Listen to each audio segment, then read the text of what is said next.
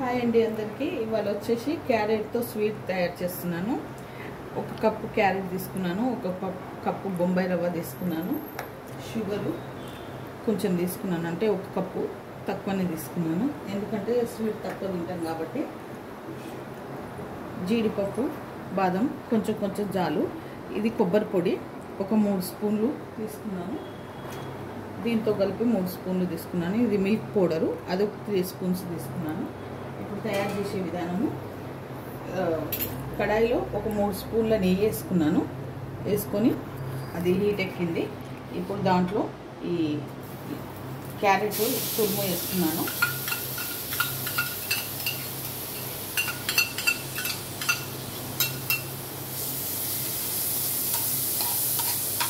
Carrot తురుము వేసి బాగా కలుపుకోవాలి, పచ్చివాసన పోయిందాక.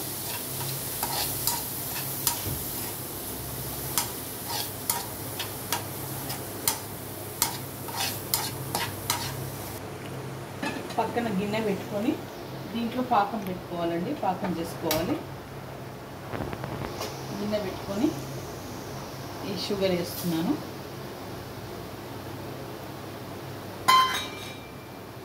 ఒక గ్లాస్ వాటర్ పోసుకుంటున్నాను.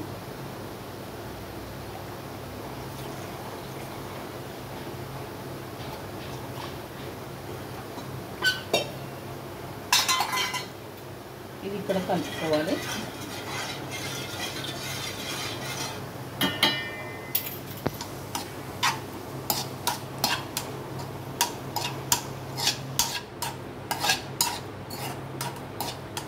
దీంట్లో ఈ బొంబాయి రవ్వ వేసుకుంటున్నాను.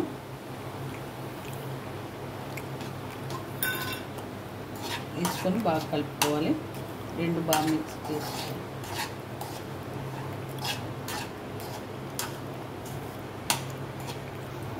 ఇప్పుడు దీంట్లో ఒక గ్లాస్ వాటర్ పోసుకుంటున్నాను.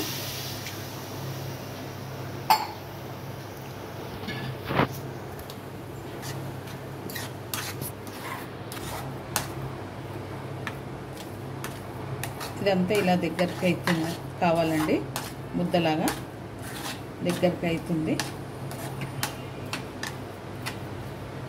దీంట్లో ఇంకొక స్పూన్ నెయ్యి వేసుకోవాలి.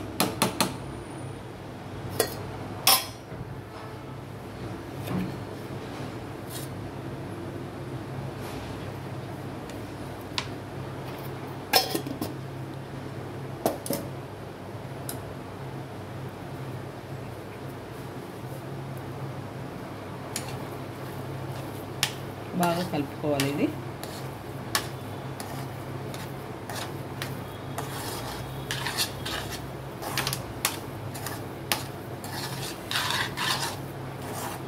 ఇలా ప్యాన్కి అతుక్కోకుండా వచ్చిందాక కలుపుకోవాలి. ప్యాన్కి అతుక్కోకుండా వచ్చింది. ఇప్పుడు దించేసుకోవాలి. ఇది దించేసుకొని కొంచెం చల్లగా చేసుకోవాలి. ఈ మిల్క్ పౌడరు, ఇది కొబ్బరి పొడి మిక్స్ చేసుకుంటున్నాను. పొడి పొడిగా ఉంది కాబట్టి కొన్ని పాలు పోసుకొని ముద్దలాగా చేసుకోవాలి. ఇది కొంచెం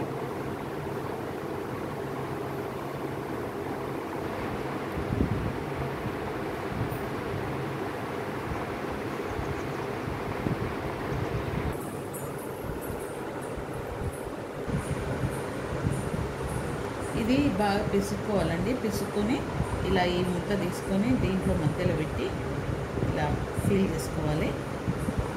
మొత్తం రౌండ్గా ఫీల్ చేసుకొని కొంచెం ఇట్లా ఫ్రెష్ చేసి ఇలా పెట్టుకోవాలి. ఓకే అండి, ఇది రెడీ అయిపోయింది. నేను కడాయి పెట్టుకొని ఆయిల్ పెట్టుకున్నాను. ఇది కొంచెం ఫ్రై చేసుకోవాలి. ఫ్రై చేసుకొని చక్కెర పాకు చిన్న మంట మీద చేసుకోవాలి. ఇవి కాల్చుకోవాలి.